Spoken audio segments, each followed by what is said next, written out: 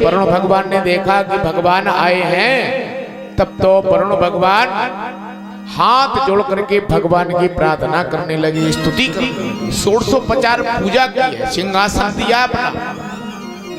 और दूर कारागार में बंद नंद बाबा ये सब देख रहे हैं कि ये तो हमारा कन्हैया है। और कन्हैया देखो, जो सेवक हमें पकड़ करके लाए हैं उनके जो राजा हैं, वो राजा हमारे कन्हैया की पूजा कर रहे हैं, पैर धुल रहे हैं, नए नए वस्त्र पहना रहे हैं, वस्त्र आभूषणों की मालाओं से सुसज्जित कर रहे हैं, चंदन लगा रहे हैं, भोग लगा रहे हैं, आरती उतार रहे हैं। जैसे ये देख रहे हैं और आश्चर्यचकित हो रहे हैं। पूजा संपन्न हुई तो वरुण जी ने पूछा, आपका आना किस हेतु हुआ है महाराज? कन्हैया ने कहा, तुम्हारे कोई सेवक हमारे बाबा को पकड़ करके लाए हैं। वरुण जी ने कहा, हमारे कारागार में है। कहा, उनको मुक्त करो। तुरंत सेवकों को दिया आदेश, नंद बाबा को मुक्त करवाया और कन्हैया के साथ में नंद बाबा बाहर आ गए। अब जब बाहर आए तब तो नंद बाबा ने अपने कन्हैया की बहुत बड़ाई की प्रतिभागियों से, इतनी बड़ाई की, बड़ाई करते करते नंद बाबा ने कहा, हमें लगता है ये हमारा कन्हैया कोई साधारण नहीं, ये स्वयं भगवान है। ब्रजवासी बोले, तुम्हें कैसे पता कि ये भगवान है? कहा, हम तो कारागार में बंद थे, लेकिन हमें सुनाई दे रहा था, अरे जहां हम बंद थे वो राजा कह रहा था, हे भगवान, हे प्रभु, हे स्वामी। हाँ, तो हमने सुन लिया, हमें लगता है ये भगवान है। कन्हैया ने कहा, यदि ये जान गए कि हम भगवान हैं तो फिर आगे की लीला हम नहीं कर पाएंगे। कन्हैया ने बहुत प्रकार से बातें बनाई और बना करके उन बातों में उलझा दिया।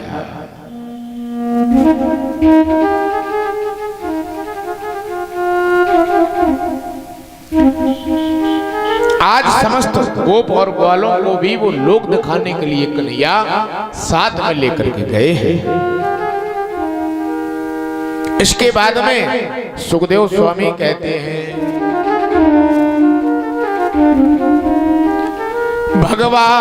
भगवानाम पिता रात्रि सरदोद फुल्ल मल्लिका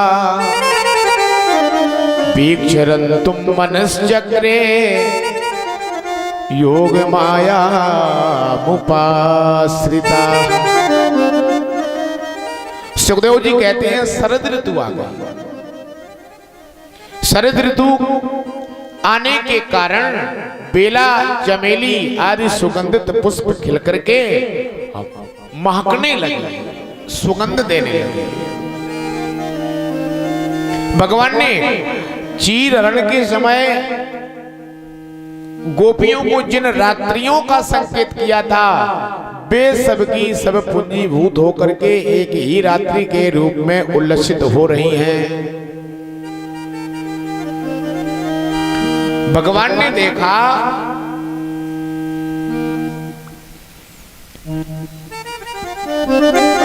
भगवान ने उन्हें देखा और देख करके दिव्य बनाया, इसलिए ये रात्रि और भी अधिक शोभा को पा रही है। गोपियां तो चाहती ही थी, अब भगवान ने भी अपनी अचिंत महाशक्ति योग माया के सहारे उन्हें निमित्त बना करके रसमयी रास क्रीड़ा करने का संकल्प किया है। क्या किया? रास लीला करने का संकल्प किया है।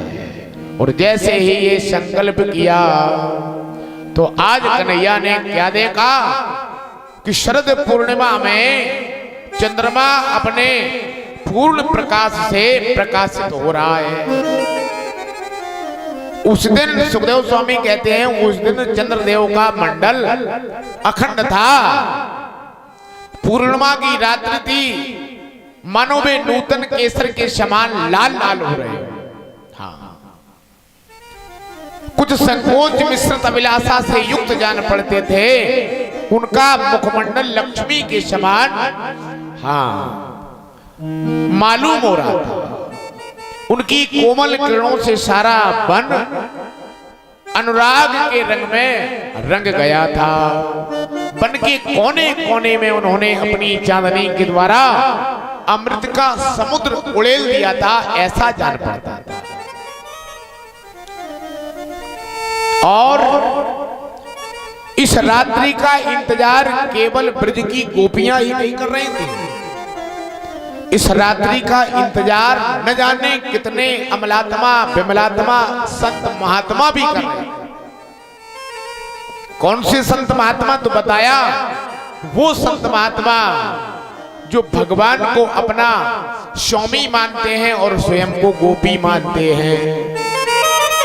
गोपी हृदय वाले बड़े बड़े संत आज इस रात्रि का इंतजार कर रहे थे।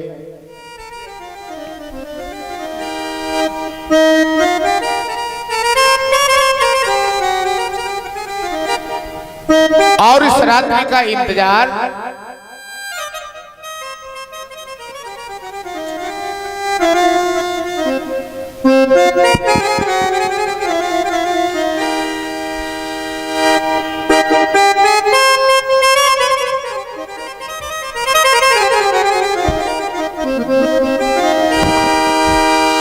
कृष्ण गोविंद हरि मुरारी, हे नाथ नारायण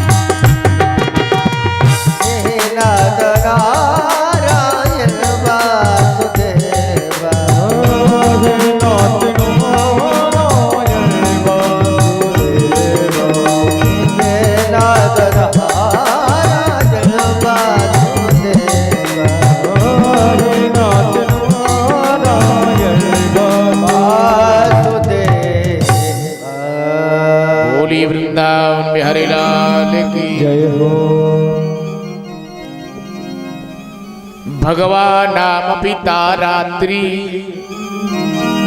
इसी रात्रि का इंतजार ये बड़े बड़े संत कर रहे हैं।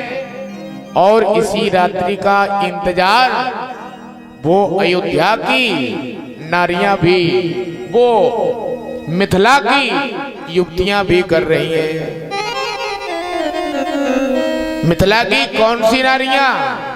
जिनके बारे में हमारे गोस्वामी तुलसीदास जी ने लिखा, जुवती भवन झरोखन लागी, निरखाए राम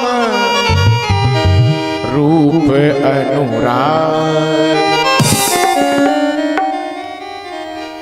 वही स्त्रियां जो श्री राम जी लक्ष्मण जी के साथ में नगर भ्रमण के लिए जा रहे हैं, और ऊपर से उन स्त्रियों ने देखा तो मन में ये लगा कि ऐसे ही पति हमारे भी होते।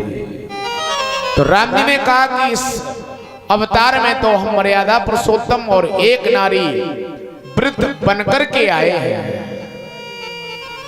एक नारी का संकल्प लेकर के हम अपना जीवन यापन कर रहे हैं।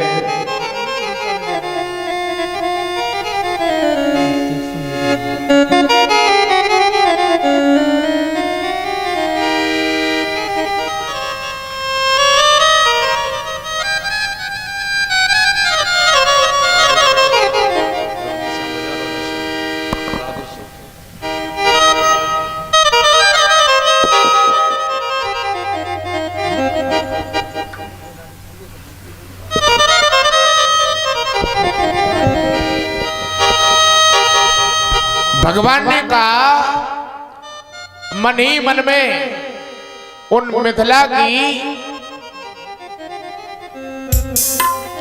नारियों से कहा इस जन्म में तो हम एक नारी व्रत रख करके आए हैं। वहां मन ही मन कहा और जब सूर्पनखा आई तो सूर्पनखा के सामने प्रत्यक्ष में बताया। क्या कर रहे राम जी? हम कुंवारे नहीं विवाहित हैं, एक नारी व्रत रखते हैं, अपनी को छोड़ और अन्य सबको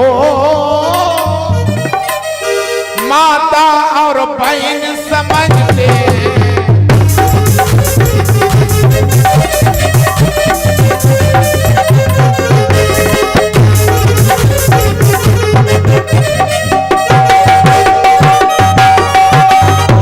अतएव तुम्हारी ये आज्ञा अतएव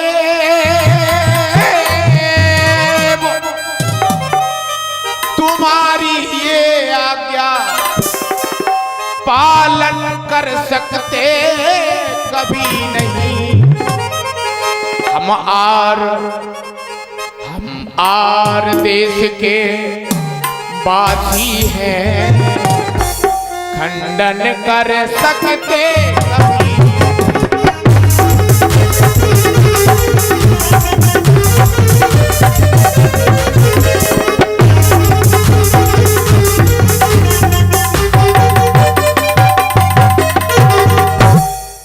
ये सारी की सारियां ये नारियां जो है वह सब इसी रात्रि का इंतजार कर रहे हैं कि कब वो रात्रि शरद पूर्णिमा की आए और भगवान ने जो वचन दिया वो वचन पूरा भगवान के द्वारा किया जाए।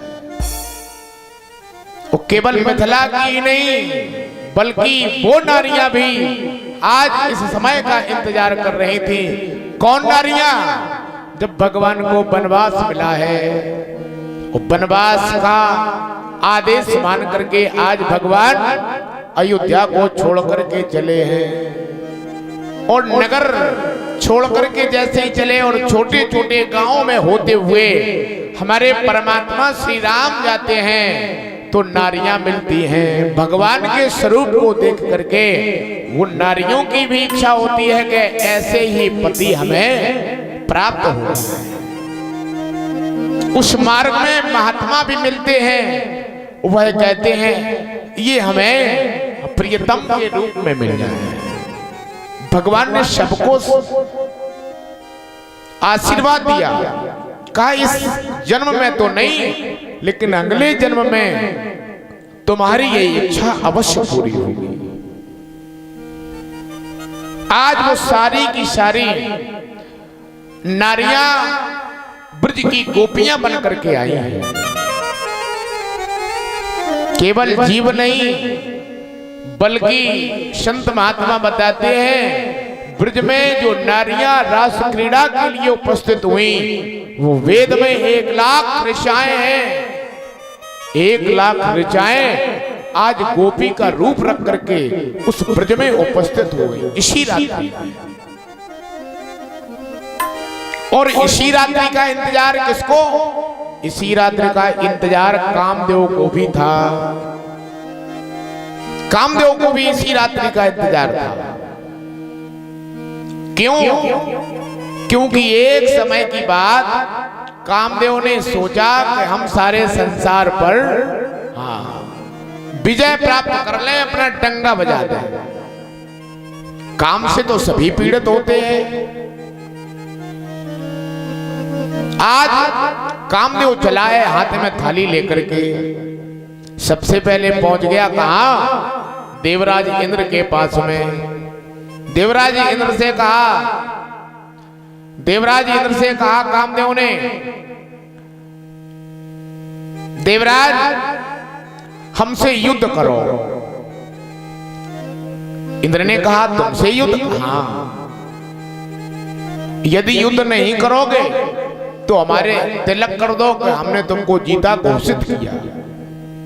इंद्र ने सोचा इस कामदेव से हम कैसे युद्ध करें, क्योंकि इंद्र तो पहले से ही कामी है, तो कामी पुरुष कैसे कामदेव पर विजय प्राप्त कर सकता है। तिलक कर दिया, पहुंच गया ब्रह्मा जी के पास में। तो ब्रह्मा जी ने जैसे ही देखा कामदेव को, कामदेव के हाथ में थाली को, बात समझ गए कामदेव क्यों आए। कहा या युद्ध करो या हमें विजय श्री घोषित करो। ब्रह्मा जी ने कहा कि हमने तो इसको पैदा किया, इसने हमारे ही सबसे पहले पटकोरी लगा दी, कर दिया तिलक, हम बिना युद्ध के ही तुम जीते घोषित। पहुंच गया शंकर जी के पास में। तो शंकर जी से कहा युद्ध करोगे कि तिलक करोगे। शंकर जी ने कहा हम तो तिलक ही करेंगे, युद्ध नहीं करेंगे। तिलक कर दिया, कामदेव तुम जीते। क्यों? क्योंकि शंकर भगवान को भी काम ने एक बार पीड़ित किया। कब? ध्यान दिलाता चलो मैं, जिस समय भगवान श्री हरि ने मोहिनी का अवतार लिया, उस मोहिनी के अवतार को देख करके भगवान शंकर भी विचलित हो गए।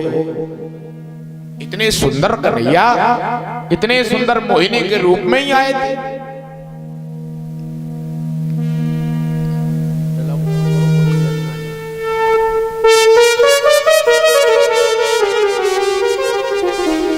आज कामदेव पहुंच गया, एक एक करके सब देवताओं के पास में, मानवों के पास में, दानवों के पास में, सबने बिना युद्ध के तिलक कर दिया, विजय घोषित कर दिया। अब तो बहुत अभिमान आ गया इसको, बहुत अभिमान आ गया इसको। ये चला जा रहा था अपने अभिमान के वशीभूत होकर के। हुआ क्या, रास्ते में मिल गए देवर्षि नारद।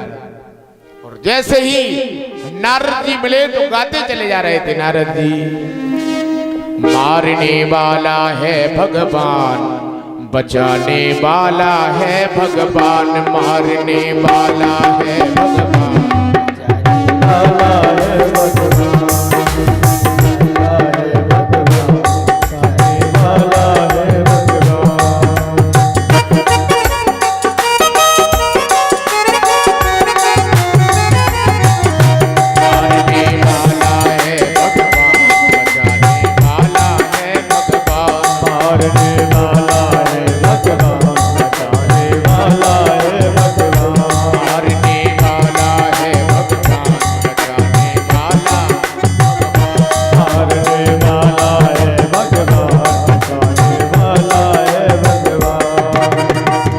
भी उसका क्या कर सकता हो, काल भी उसका क्या कर सकता,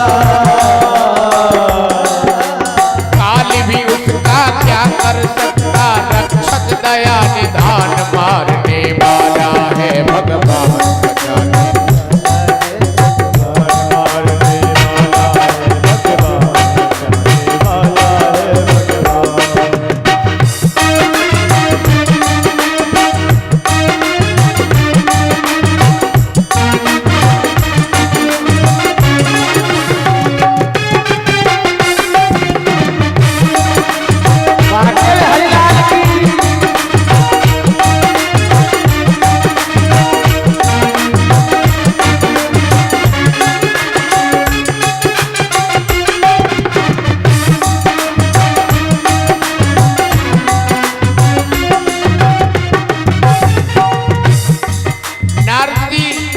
गाते हुए चले जा रहे थे।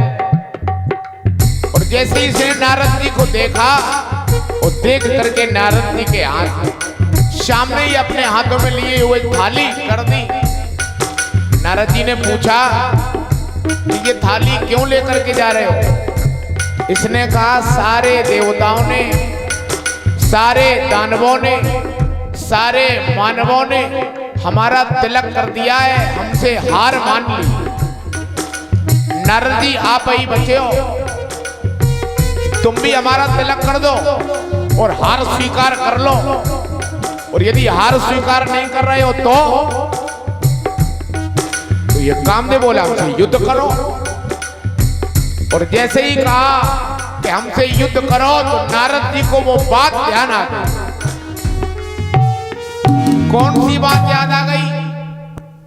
जिस समय नारद जी तपस्या से उठे, काम पर विजय प्राप्त कर ली और जाकर के भगवान को बताया, और भगवान ने समझ लिया कि इनके हृदय में अभिमान अंकुरित हो गया।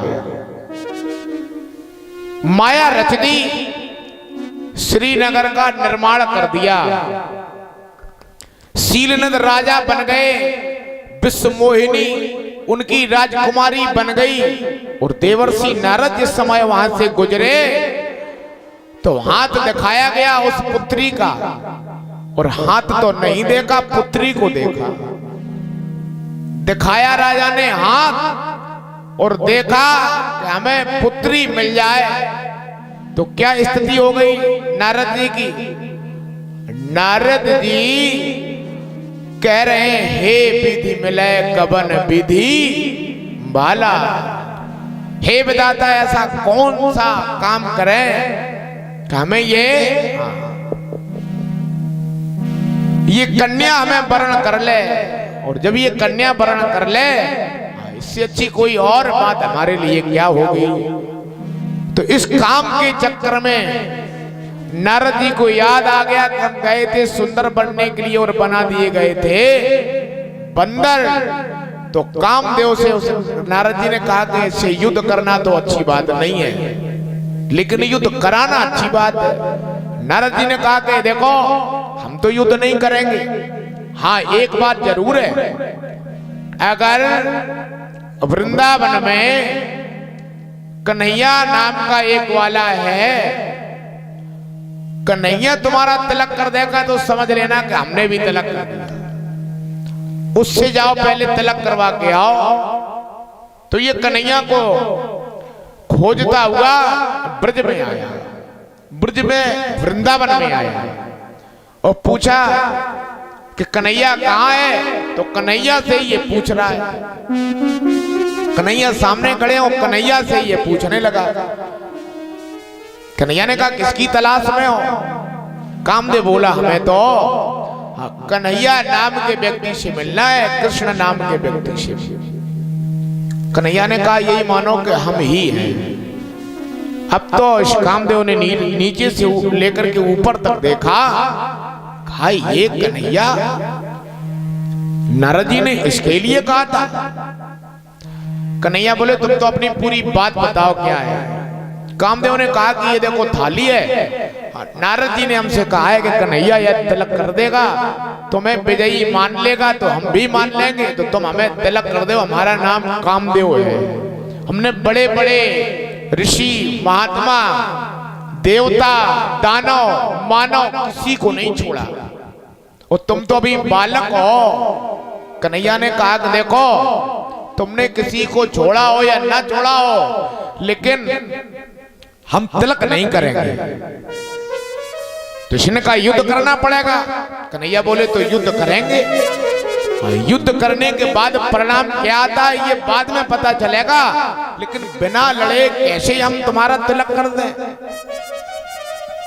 अब तो कन्हैया ने कहा, युद्ध होगा। कामदेव ने कहा, तो युद्ध के लिए हम तैयार हैं। कन्हैया ने कहा, देखो युद्ध दो प्रकार के युद्ध हैं। अब कौन सा युद्ध तुम करोगे? कहा, कौन कौन से युद्ध हैं? कहा, पहला युद्ध है मैदानी जंग का युद्ध, और दूसरा युद्ध है किलेबंदी का युद्ध। कामदेव ने कहा, ये युद्ध हमें समझ में नहीं आए, थोड़े हमें बताओ ये युद्धों की परिभाषा क्या है, कैसे युद्ध होंगे। तो कन्हैया ने कहा, जो किलाबंदी का युद्ध है उस युद्ध में तो हम समाधि लगा करके बैठ जाएंगे, समाधि लगा करके मैं बैठ जाऊंगा, और तुम अपने उन्मादन नाम के धनुष पर अपने एक एक करके बाण प्रहार करना हमारे वक्ष स्थल पर। हमारे हृदय में यदि लेस मात्र भी काम का प्रभाव हो जाए तो तुम जीते और हम हारे, और यदि काम का प्रभाव नहीं हुआ तो हम जीते और तुम हारे। कामदेव ने कहा, दूसरा है मैदानी जंग का युद्ध, युद्ध युद्ध में पुरुष के रूप में केवल मैं और स्त्रियां बहुत सी होंगी, बहुत सी गोपियों के बीच में मैं नृत्य करूंगा, मैं रास करूंगा, मैं उन गोपियों के अंग प्रत्यंगों का स्पर्श करूंगा, आलिंगन करूंगा, चुंबन करूंगा, तुम अपने बाणों का प्रहार करना। ऐसी स्थिति में भी यदि हमारे हृदय में काम का लेस मात्र हो जाए तो तुम जीत गए, हम हार गए। और फिर भी यदि तुम असफल रहे तो तुम हारे, हम जीत जाएंगे। शर्त स्वीकार कर ली इसने, कहा हम तो मैदानी जंग का युद्ध करेंगे, क्यों उसमें बहुत सी स्त्रियां होंगी तो कहीं ना कहीं तो हमारा काम। इसने कहा मैदानी जंग का युद्ध होगा। निर्णय हो गया और निर्णय होने के बाद में एक शर्त रखी गई। क्या शर्त रखी? कहा जो जीतेगा वो पिता बनेगा और जो हारेगा वो पुत्र बनेगा। कामदेव तो अभिमान के वशीभूत था, उसने कहा हमको तो हारना ही नहीं है, हम तो केवल जीतने के लिए ही पैदा हुए हैं। आज इसने कहा कि शर्त स्वीकार है। तो भगवान ने कहा यदि शर्त स्वीकार है तो आ जाना। कब? कहा इसी रात्रि में, शरद पूर्णिमा की रात्रि बताई। तो आज कामदेव की भी प्रतीक्षा का समय समाप्त और वो रात्रि आ गई। भगवान नाम पिता रात्रि शरदोद फुल मल्लिका, वही रात्रि आज आ गई। तो भगवान ने क्या किया? आज भगवान ने बंशी बजाई, अपनी बांसुरी को बजाया। और जैसे ही बांसुरी वादन किए है तो व्यास भगवान लिखते हैं निशम गीतम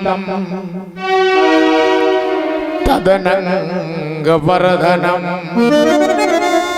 ब्रज स्त्रिया कृष्ण गृहीत मानसा।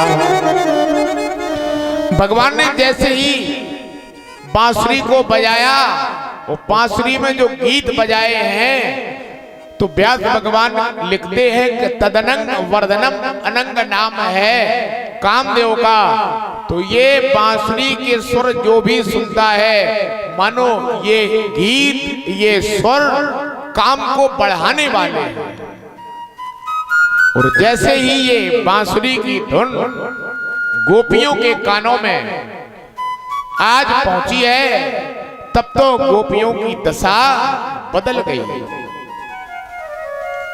क्या दशा बदली? तो सुखदेव स्वामी कहते हैं राजन कुछ गोपियां तो लीप रही थी, लिम्पन्त्या प्रामृजन्त्यो अन्या अन्यन्त्या कांचलोचने। कुछ गोपियां लेपन कर रही थी, लीप रही थी। और लीपते ही समय ये बांसुरी के सुर सुनाई पड़े। और जैसे ही ये सुर सुनाई पड़े तो लीपना बंद कर दिया, हाथ नहीं धोया और जहां से बांसुरी का सुर आ रहा था वहीं चल गई। कोई गोपियां अरे शरीर में अंगराग लगा रही थी, छोड़ दिया, बांसुरी जहां से सुनाई दे रही उसी ओर दौड़ पड़ी। अरे इतना ही नहीं, कुछ तो भोजन परस रही थी, अपने पतियों को भोजन करवा रही थी। और जैसी बांसुरी सुनाई दी तो भोजन परोसना छोड़ करके और चल पड़े। कुछ तो गोपियां अपने बालकों को दुग्ध पान करवा रही थी, स्तन पान करवा रही थी। और जैसे ही कान में ये बांसुरी के सुर पड़े तो स्तन पान करवाना बंद करके चल दी। कहा कुछ गोपियां तो अपने आंख में अंजन लगा रही थी। और जैसे ही सुर सुनाई दिया तो एक ही आंख में काजल लगा पाया, दूसरी में लगाया ही नहीं और चल दी। कोई होठों में लिपस्टिक लगा रही है, आधे में लगी और आधे में लगी नहीं, और भाग खड़ी हुई। अरे ये तो बात छोड़ो, सुखदेव स्वामी कह रहे हैं कि जिस समय बांसुरी की ध्वनि गोपियों की श्रवण रंध्रों में पड़ी है, तो जो गोपियां कुछ तो ऐसी थीं कि कपड़े पहन रही थी, तो कपड़े पहनना भूल गई। कोई तो लहंगा पहने तो कोई चुनरी पहने और भाग खड़ी हुई।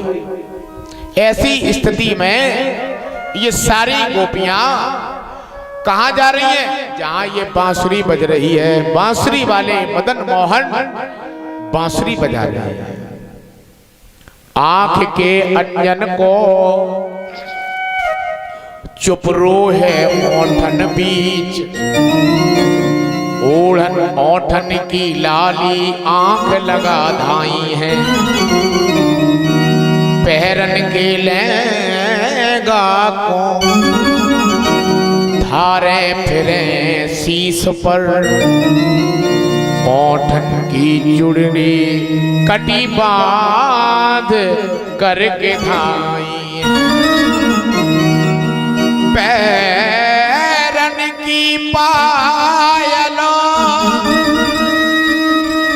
कान में लगाई है, कानन के कुंडल नाक पहन धाई है। कानन के कुंडल नाक पहन धाई है। बाजी अकुलाई बाजी द्वार खोल धाई बाजी, मार्ग भुलाई बाजी व्याकुल अगन में। बाजी जग छोड़ बाजी, बाजी बर छोड़ बाजी, बाजी घर छोड़ बाजी जाने लगी बन में। बाजी बाजी घाटन को, बाजी बाजी कुंजन को, बाजी बाजी घाटन को प्यास लागी मन में। बाजी कहे कहाँ बाजी, बाजी कहे कहाँ बाजी, और बाजी कहे बाजी बंसी आज वृंदावन में। एक दूसरे से पूछ रही हैं, अरे बहन ये बांसुरी की धुन हमें सुनाई तो दे रही है, लेकिन ये बजाई कहाँ जा रही है, वो बजाने वाला कहाँ है? तो एक दूसरे से कहती हैं पता तो हमें भी नहीं है। भाग खड़ी हुई और धीरे धीरे जहां पर कन्हैया है वहीं पहुंचने लगी। अब इधर भगवान ने सब जगह, कोई ये ना कहे कि हम तुम्हारे रास में सम्मिलित नहीं हो पाए, तो निमंत्रण कार्ड पहुंचाए, और निमंत्रण कार्ड कैलाश पर्वत पर भी पहुंचा। और जैसे ही कैलाश पर्वत पर पहुंचा तो आज मैया पार्वती अपना श्रृंगार कर रही है। 16 प्रकार का श्रृंगार आज करके रास लीला के लिए प्रस्थान करने वाली है। एक बात बता दें आप लोगों को, श्रृंगार का भी एक समय होता है। माताएं बहनें जब श्रृंगार करें तो उसका भी एक समय होता है। माताएं बहनों के लिए श्रृंगार का केवल सायंकालीन का समय है, बस। ये नहीं कि सवेरे से लगा ली लिपस्टिक और बस। क्योंकि श्रृंगार तो अपने पति को रिझाने के लिए किया जाता है, लेकिन आजकल की तो फैशन है, घरे जाए बिल्कुल हाँ कीचड़ लगाए फिर हैं, लेकिन बाजारे जे हैं तो फिर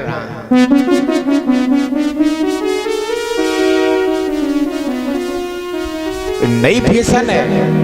जैसे कलर की धोती वैसे ही कलर की सैंडल, वैसे ही कलर की बिंदी। अरे और तो छोड़ो, वही कलर की नाखूनी। हमने एक नई डिजाइन देखी, नाखूनी पे कहो भी बिंदी धर ले में थोड़ी थोड़ी सी, हाँ चितकबरे रंग के। आज गौरा मैया श्रृंगार कर रही हैं कि हमें रास में जाना है।